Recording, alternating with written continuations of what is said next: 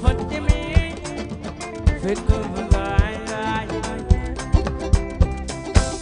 dëgg la jamono bi dafa metti loolu ba tax na nit ñaa ngi te à la menthe te au citron te gingembre miel attaque bisaaba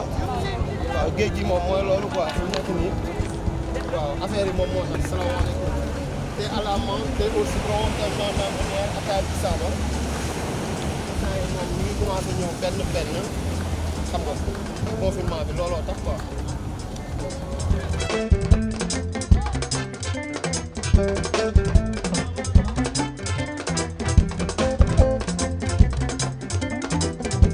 lii mën a wax na ku dégg xel te bañ ko jàppee sama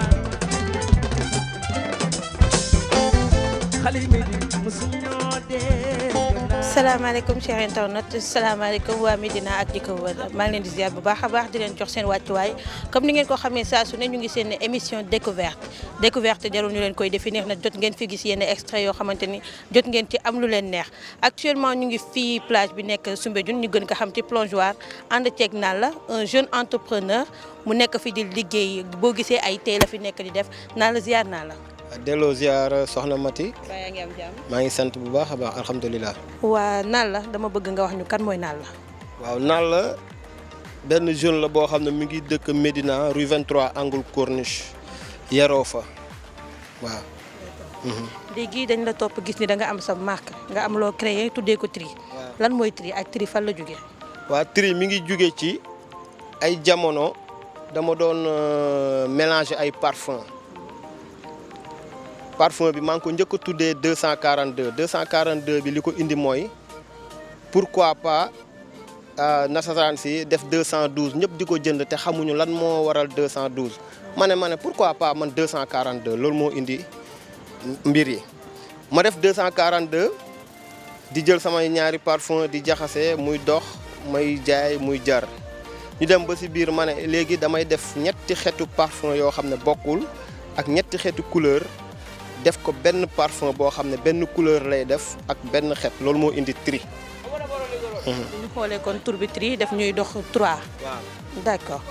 léegi nga jógee ci parfum ñëw ba ci teegi. waaw ni nga fi nga jógee fi nga dali moom daa bokkut ndax bii pour xeetu yaram la bii ci biir la jëm. waaw xam nga Tri mooy ñett xam nga ñett kenn du ko bindee TRI kenn du bindee noonu ñett en anglais léegi Tri ma def. TRI T mooy travail R mooy relation I mooy innovation léegi 3 bi doo ko gisee li tax ma def ko ci mooy dama jubloo wax ñett laa bëgg a wax fii famille bi li tax ma def ko ci suuf mooy ñoo bokk Adama ak Awa ñoo bokk ndey ak baay ay mag ak rakk lañu ci samay inspiration bopp léegi fii nii mooy terre bi léegi ñu ñëpp ci yàlla lañ jëm loolu moo indi maanaam Tri bi li ko indi ci la bokk waaw. kon kàngam nga ci wàllu googu ndax boo gisee 3 defar Tri aussi defar famille lépp nga décortiquer ko kon loolu tamit lu rafet la lu neex na tey lan moo ci nekk dinjeer la wala café la wala ataay la wala ban la. thé citron la ak thé à la menthe ak thé gingembre miel loolu mooy concept am waaw ñett yooyu moo ci nekk mais. am na ñeneen yoo xam ne nii ñu ngi ko ciy defar lu mel ni ataaya bisaab nit ñee ko bëgg am na yeneen xeet yoo xam ne ñu ataaya Sénégal wala was concept bu bees la am na thé boo xam ne tam maa ngi ko tuddee sama tur ñu koy wax thé Nalla aussi ba léegi rek pourquoi pas mënuñu imposer suñu bopp waaw. léegi jaayum teegi kañ nga ko commencé ndax tey da nga ne da nga commencé ci parfum ñëw ci teegi tey ñun ñi la xam ñëpp sama genre gi ci tee bi lañ la xamee. tee bi kañ nga la commencé. waaw tee bi ba ma defee Tri muy dox ma def Tri white parfum ba léegi muy dox Tri léger et cetera def ay marques yu bëri muy dox ba si yàgg ma ne pourquoi pas Tri parfumerie Tri léger Tri couture Tri lavage et cetera Tri traiteur. léegi ba ma lancé Tri traiteur bi nag ma am ci benn marché ak journal waa quotidien yor leen weeru koor bi yëpp ba ñu paree ma ne au lieu may jent thermos yi pourquoi pas ma lancé benn concept boo xam ne nii dañuy jaay ay thé def ay point de vente ñuy jaay ay thé léegi noonu bés ba ñu jaayee thé ba wàcc ñu rangé ma ànd ak sama soxna ak yenn nit ne leen nañ leen dem géej ñu sangu ba ñuy ñëw ma jëlaale benn thermos indaale ko ne la nañ dem ma jaay ci yoon bi ñu ñëw ba fii ma gis fii am nit ma ne leen xaar taxaw leen fii xaar leen ma dugg xool ba xam ma dugg commencé jaay affaire yi dox ma jaay thermos ba mu jeex ma ñuy dem ma ne leen suba dinaa xëy si fii ku ma topp nag di nga am journée. kon daal bu ñu xoolee jeune ambitieux ngay am foofu ndax mu ngi bëgg créer entreprise boo xamante ni tri lay demee yow ñaata employé nga amagum ci nii. nii employé yi bon bari nañ waaye dañuy dugg ak a génn bon li waral loolu moom wax dëgg fa la ñoom nga ko mën a laaj mais man am naa ci gis-gis man mooy nanguwuñ ku leen yilif en général ba pare nanguwuñ coono man li ma ci mën a wax loolu la nanguwuñ ku leen yilif ba pare dañu xaw a ragal coono ba pare aussi dañuy gis yow liy dugg niñ koy gisee ñoom duñu xool li ngay génne waaw loolu lu ci bëri sama yaakaar bopp loolu moo leen di dem loo peut-être mais dañuy dugg ak génn. actuellement nii ñaata employé nga yoragum nii parce que gis naa ni terme aussi gis naa aussi nga jot fee ànd ak ñaar te comme ni nga ko waxee am nga ay points de vente. kon ça veut dire que am nga sa benn entreprise même si tu l'appelles pas comme ça. waaw am na ay points de vente fii tey daanaka mag kenn ñoo ñëw parce que fii tey amul moom laa ko doon expliquer sànq fii ni mu demee la parce que regroupement yi ni ñu ko teree rassemblement yi looloo tax presque 21h presque 20h quelque le policier yi di dem pour ñun ñu mën a wàcc mais du dul woon loolu 5h fii la ñuy fekk dama fi doon wàccee presque ay 15 emplois 15 éléments ñoo xam ne ñoom ñëpp fii la ñuy nekk mais employés yu bëri nag ñu ngi ci terrain bi ñi ñu ngi ci point de vente yi ñi ñu ngi wër waaw man tam aussi bëccëg bi damay wëraale ci employé laa bokk man tam. mais est-ce que du tamit li tax gars yi di ñëw di dem est-ce que payoor gi baax na. bu baax sax. waaw. par journée ngay fay wala mois. damay fay journée damay fay pourcentage damay fay weer. macha allah. dafa am man lu ma wax mooy damay liggéey ba am li ma bëgg mais pas ma ni ñu koy waxee ci pas ma publicité quoi comme quoi que publicité ba am na ñoom dañuy publicité ba am li ñu bëgg mais avant publicité di ñëw man dama ne damay liggéey ba am li ma bëgg aw ma Facebook aw ma page du WhatsApp yooyu yëpp du loolu li ñuy xam-xam tri yëpp liggéey la yooyu tollooguma ci xam naa dinaa ci toll parce que am naa ay ambition yoo xam ne bëgguma tëb a tëb nit ñi xam ma loolu te murooguma parce que ambition yu ma am du entreprise bi rek te duñ demee ba ci kanam di ngeen ci xam dara parce que maak Médina TV bi ñoo koy ànd incha allah. kon yàlla na ko yàlla matal mais bu ñu gisee nii tamit xel dafay xaw a xalaat ndax amul ku ci jàpp parce que comme ni nga ko waxee 4 ans nga nekk fii yor say employé macha allah jóge ci parfum ñëw ba ci boisson chaud yi waaw couture beeg mu ngi noonu. traiteur léegi yow tableau d'art et cetera. kan moo njëkkee bi noonu maanaam kan moo la financé ndax financement la wala da nga dajale ba am li nga bëgg door a dugg wala nu mu demee. dinaa fi wax loo xam ne tam nit ñi ñu ngi ma koy waxal kenn financé wu ma am na ñu wax ni formation laa am na ñu wax ni blanchisseur laa loolu moom ñoom am nañ droit du leen neexee ñu wax ko kenn nekkul sama ginnaaw du fekkee dama ne dafa am ku nekk sama ginnaaw Cheikh Ibrahima Fall moo nekk sama ginnaaw moo ma ñemeloo te lu ma songu daan ko te lu ma bëgg a mën du ma ci taxawee dama koy mën te gisaguñu dara ambition yi ma am ci mim réew lii ñu gisa ci gën a ndaw. xanaa ko ci ambition yooyu war na cee bokk ngay boole ci defar ay cérémonie yu mag bu fekkee ni commencé goo ko ba léegi.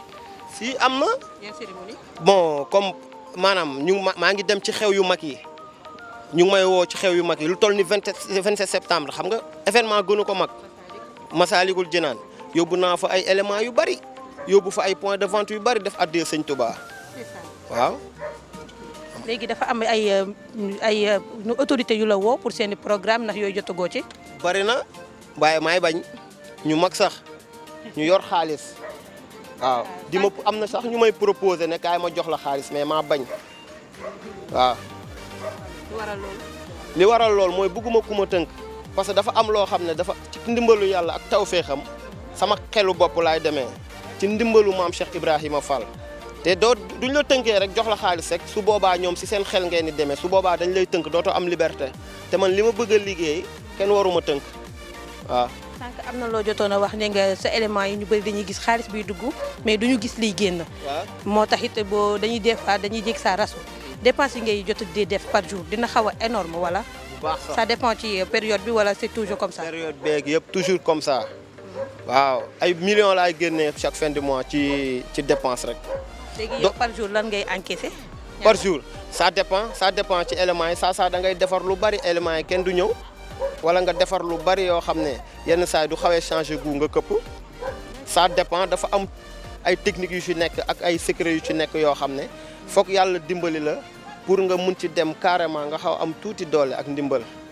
te aussi doo leen demoon ba évaluer macha allah matériel li ma def ci matériel da ngeen di xam ni kii dugal na xaalis te benn moo ko indi. kenn financé wu ma kenn joxuma xaalis ñi ma bëggoon jox xaalis yëpp taxaw di ma topp pour jox ma xaalis dama bañ am na ñoo xam ne du ma leen tuddoon ñëpp dinañ leen xam ci réew mi mais man maa bañ am na ñu ma proposé tamit affaire politique man maa bañ peut-être man tam ni ma leen di proposé man tamit ñoom dañuy bañ du leen arrangé peut-être loolu la.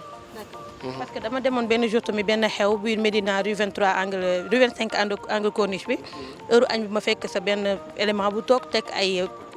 termusam dama bëggoon xam ndax loolu service libre nga koy def des fois pour say nit wala c'était payant. non boobu pourcentage la boobu élément bu jël pourcentage la xam nga am na élément yoo xam duñ jëlee pourcentage ma leen di fay par thermos du fekkee dañu dem gis xew ñoom su boobaa dañuy toog ci xew bi après jaay du ñëwee pourcentage laa leen def bokkul ak ki nga xam ne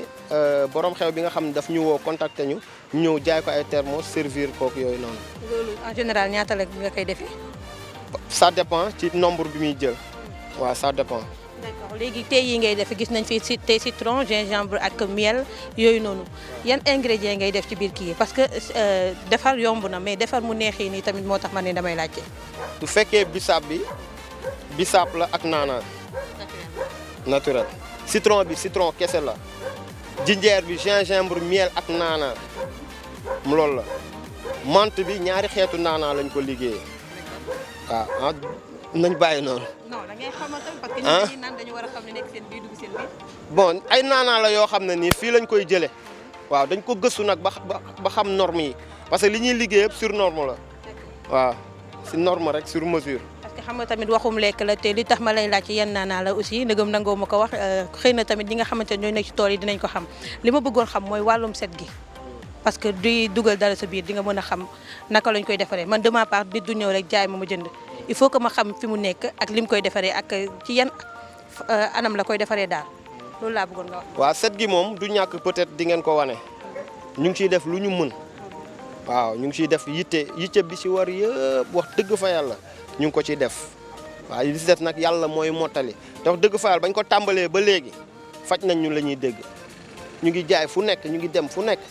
mais ku nekk tam koy ak mu ngi koy jël di ci faju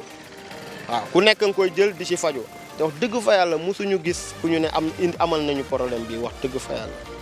waaw. waaw kon baax na mais liggéey gi tamit dafa yombul de ngàbb ay ñaari termus nekk ci mbedd bi naaj bu tàng bi ak xaaxaan yi ci mbedd bi lu ne ngeen koy dund yan difficulté moo leen gën a marqué ci wàllum jaay tee bi ci mbedd bi. man du fekkee man yokku na ma maturité xamloo na ma àdduna xamloo na ma lu bari ci nit doo gisee may ñëw fii Magic Land bi dama leen di wax ni fii doo gisee ma fiy ñëw cassation ci suuf plongeoir dafay yokk sama maturité parce que ambition yi ma am il faut que sama maturité baax pour ma mën ko réussir te fii nii ñëw bi ma fiy ñëw sama maturité saa yu ma ñëwee sama maturité gën a dëgër saa nga wax ak nit du la faale saa nga wax ak nit mu jànni la saa nga taxaw nuyu nit du la faale mais loolu maa ngi leen koy wax gis nga nit du fekkee dafa liggéey benn liggéey xeebul même doo jëndul encouragé ko wax ju neex nit ki mënul ñëw di liggéey sonn naaj bi tàng ñëw di la jaay nga ñàkk ko kersa waxuma la sax mu dem sàcc nga sànni mouchoir mu for ko wala nga sànni dara mu for ko di ko jëfandikoo da nga koy xool ne ko accam te sàccul de mais sànni bi nga ko sànni jël bi mu ko jël rek di nga ko ci ñàkkal fayda te pourtant ba mu ñëwee di la jaay fulla la mais mayoo ko fulla loolu tamit maa ngi koy lancé nit ñi nit du ñëwee ci ñoom buñ jàpp ni 4x4 la indi taxaw ci ñoom buñ jàpp ni thermos la yor taxaw seen kanam nañ jàpp ni wala xadd karam naa banni aadama nañ ko jàppee doomu aadama bu taxaw seen kanam surtout loolu nit ku nekk da ngay gis sa morom jàppee ko sa bopp ba tax na dama lay bëgg a laaj ndax say employé yaa ngi leen di wax yaa ngi waxtaan ak ñoom parce que dafa am nooy waxee client comme ni nga ko waxee des fois nga wax ak client mu jànni la mais nit kuy jaay ci boppam boo nekkee benn service client da nga war a xam nooy waxee daal est-ce que ñoom tamit boobu yaa ngi leen ciy jàppale ci waxtaan bi. maa ngi leen koy wax xam nga nit da nga am fulla te nit ku nekk ak la la yëkkati dama leen di wax ni fépp foo leen di dem bu leen ñëw rek taxaw seen kanam brusque à 2 mètres ngay wax salaamaaleykum ñu am appétit ñu xam ni am na kuy ñëw nga proposé man kat lii ak lii ak lii ak lii ak lii ak lii duñ leen ne merci nga dem. d'accord ko dégg li ma la bëggoon a laajte xam naa ñu bëri ñu ngi koy dañ kumpa jamono ji mooy liggéey bi fan la jot a yóbbu ndax plus de 4 ans ndax jot nga ci am yenn yoo ci defagum yoo xamante ni tëniroon na la à cœur wala ndax jot na laa yóbbu fenn foo xamante ni xalaatoo ko woon. waaw liggéey bi wax dëgg fa yàlla surtout bii tee bi ba ma koy lancé moom wax dëgg fa yàlla foogu ma ni woon dina yegg si fii foogu ma ni woon dina yegg si fii ni mu yeggsee fii waaye amoon naa ambition nag bu ko ëpp parce que moom bokkul ci bâche bi tee bi nii tee bi xam nga dafa am traiteur yeneen yi moo bokk ci bâche yi léegi si biir traiteur bi laa génnee tri tee wax naa la sànq ni marché bi ma amoon ak journal waa quotidien ci laa créé ne pourquoi pas trité parce que nekkul sax si bâche parce que bâche bi 12 mbir moo ci nekk yoo xam ne ni ay métier la waaw mun naa la citer yenn yi waaw am na couture am na parfumerie am na lavage am na traiteur am na tableau d'art am na décoration intérieur extérieur am na accessoire am na poulet am na chaussure et cetera yeneen yi moom xam naa ma gëj a xool bâche bi quoi. léegi yan nga ci jot a réaliser boo xamante ni comme ni ma ko la ko laajee léegi nii sa xel xalaatul woon ni loolu di nga ko ci jot a am nii ci gaaw-gaaw. wax dëgg fa yàlla lépp lu fi ne sama xel romb na foofu waaye nag maanaam sama xel li mu dul xalaat mooy ay ndogalu yàlla ni muy ñëwee te foogu ma ni woon ni peut-être noonu la koy doxalee loolu moo may bett chaque instant li ma ci jot a réaliser couture bi bokk na ci parfumerie bi mi ngi dox est-ce que comprendre nga yeneen yi ci des yëpp tenté naa mais yu ci bëri doo am ñu lay liggéey te man mënu ma nekk fépp couture bi lancé naa ko fi jënd machine magasin tout mais amul ku ma liggéey salon de thé tijji naa ko fi def ci xaalis bu bëri presque 3 millions mais gisuma jàmbaar bu ma liggéeyal bariwu ci bopp di nga am nii mais jàmbaar dëgg boo xam ne mun na la liggéeyal jub bañ a yàkkamte waaw c'est difficile na trop pour nga am ko moo tax sax yu bëri may xaaragum waaw. léegi yow say employé ndax dañ ko yemale ci Médina kese comme man ni ma mel man lu bokkul ci Médina Gueule Tapée maanaam dama xaw a strict dama xaw a siis ci sama entourage pour man ñoom laa war a njëkk jàppale balaa maa génn te yow yaa ngi ci biir xolu Médina nekk rue 23 angle Corniche ndax bëri nga ay employé yu nekk ci biir Médina bi. waaw Médina bëriwuma fa employé wax dëgg fa yàlla mais am naa fa quelques employés yoo xam ne jot naa leen xool mais dañuy dugg dañuy génnaat sama employé yu bari waa Ngunjaan la wax dëgg fa yàlla ñoom tam maa ngi leen di sant parce que samay t-shirt lu ci bari ñoom ñoo koy sol di ko wër ak moom affaire itam fu mu toll yàlla boole na ak ñoom ba nga xam ni ñoom tamit am nañ ci responsabilité bu rëy a rëy. léegi yow ban constat nga mën a def ci loolu ndax nga dëkk ak ay nit mënuñu laa liggéeyal nga dem jël ñeneen ñoo xamante ne ñu ngi dans d'autres locaux mais dañ fi ñëw ñoom tamit ngir daan seen doole ma bëgg xam nan nga defee constat ñaari kii yi. dama jàpp ne loolu noonu ndeysaan xam naa dañuy am complexe su jaay rek wala ñu xaw a coono ñemewuñ coono loolu rek la xam nga nit moom doo amee complexe moom wax dëgg fa la doo sori ci dara te man dama koy wax dama naan képp koo xam ne am nga complexe wala ñemewoo coono bul ñëw waaye képp ku ñëw amoo complexe ñeme coono di nga am xaalis am na tam waa Kër Massar waa Yëmbal ñooñ dañuy ñëw de temps en temps yenn saa yi nag nga gis ay waa Médina yoo xam ne nii wax dëgg fa yàlla ci wàllum bi may liggéey dinañ ñëw góorgóorlu si xam nga dem xam nga mais da ngay dem ba ci biir nga xam ne wax dëgg fa yàlla day des quoi. am na étiquette bu ñuy lancé bu ñuy taf waa Médina yi nee nañu dañuy liggéey lundi ba vendredi samedi ñu soloo ko maanaam li ñuy liggéey yëpp c'est juste parce que dañoo soxla xaalis ci moment boobu lan ngay lancé jeunes médinois yi nga xamante ni ñu ngi chômé alors que liggéey mu ngi fi. non loolu moom buñ wax waa Médina parce que Médina ay jàmbaar ñoo fi ne ay liggéeykat ñoo fi ne yow ñi taxaw nii sunu kanam ay waa Médina lañu ñoom Sëñ Fallou ñoom Dambay ak ñeneen ñooñu waa Médina lañ ñu ngi fi di liggéey bëri na ay ñoo xam ne nii waa Médina lañ liggéey rek la ñu bëgg maanaam solo bi loolu c'est lu yoon la loolu amul problème da fekk am na si ñoo xam ne nag dañuy ñëw di tuddoo Médina te dëkkuñu Médina loolu tam nañ ci bàyyi xel. léegi yow ban message ngay lancé jeunes médinois yi. jeunes médinois yi li ma leen di lancé mooy nañ jàppale maanaam jeunes médinois yi fi ne te am ambition ñooñu duñ leen jàppale ñooñu rek ñoo mën a defar Médina te yàlla rek tax waxuma defar ko defaruñu wommat nit ña fa ne waaye jeunes yi fi nekk lu mel ni par exemple Médina TV bii duñ ko jàppalee